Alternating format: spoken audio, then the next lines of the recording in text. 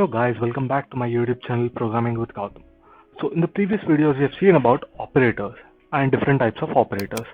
That is arithmetic operators, relational operators, assignment operators, shorthand assignment operators, logical operators, membership operators, identity operators and bitwise operators. If you have not seen them, I'll leave the link in the description, you can check them out. Okay.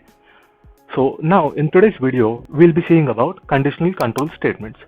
So what are these conditional control statements? So uh, basically what is the first, what is a condition? So a condition is a logical expression that returns either a true or a false.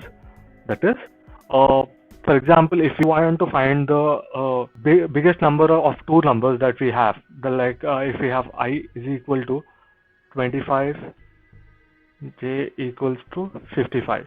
So by looking at this, you can tell that j is 55. But how do you tell it through a program? So that's what we'll be seeing today. Okay, guys. So we have three different types of conditional control statements. That is if, and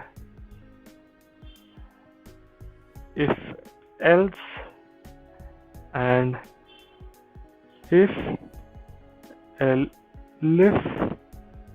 else. So as you can see that these are the keywords, that is if is a keyword, else is a keyword, elif is a keyword, which I've already shown you in my previous videos. So let me tell you how these work.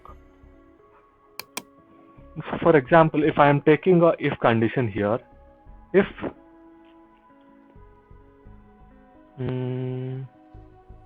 I is greater than j, followed by a colon, enter, print I is big number. So like in functions guys, we also have to follow indentation for conditional control statement guys. Okay, so this condition will check if I is greater than j. If I is greater than j, it will just print I is big number, else it will not print anything.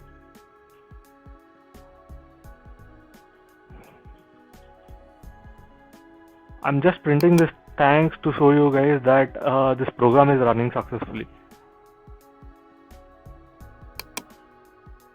So you can see that since I is not bigger than j, it is not going inside the if condition. So let me tell you guys, this is known as indentation. So whatever I write within this part, when I'm leaving this particular space and I'm writing, it is within the if condition. Condition. If I press the back space and write the anything here, it is into the normal program here. So print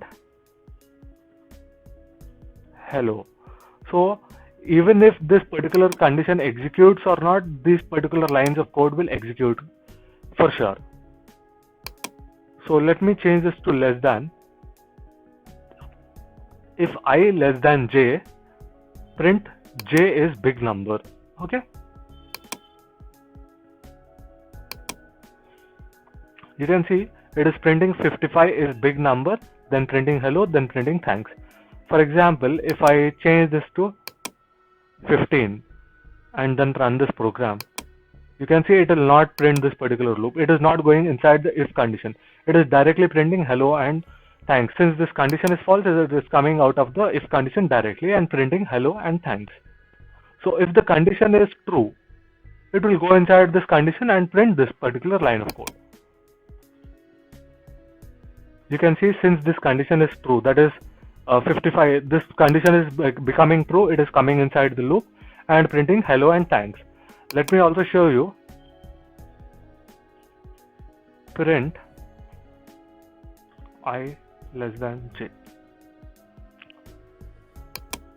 So here you can see it is printing true.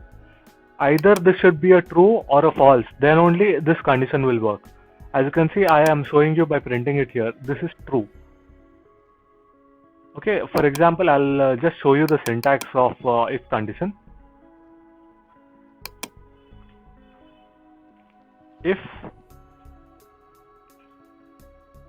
true, colon, condition executes. That is, there may be any number of lines of code, guys. That doesn't matter in a if condition. Once you press the back key, it is just outside that condition, if condition, and it comes back to the normal program. Okay, guys. So we'll be seeing about if else and if else in the next videos. So if you have liked the video, please like, share, and subscribe to my YouTube channel, Programming with Gautam.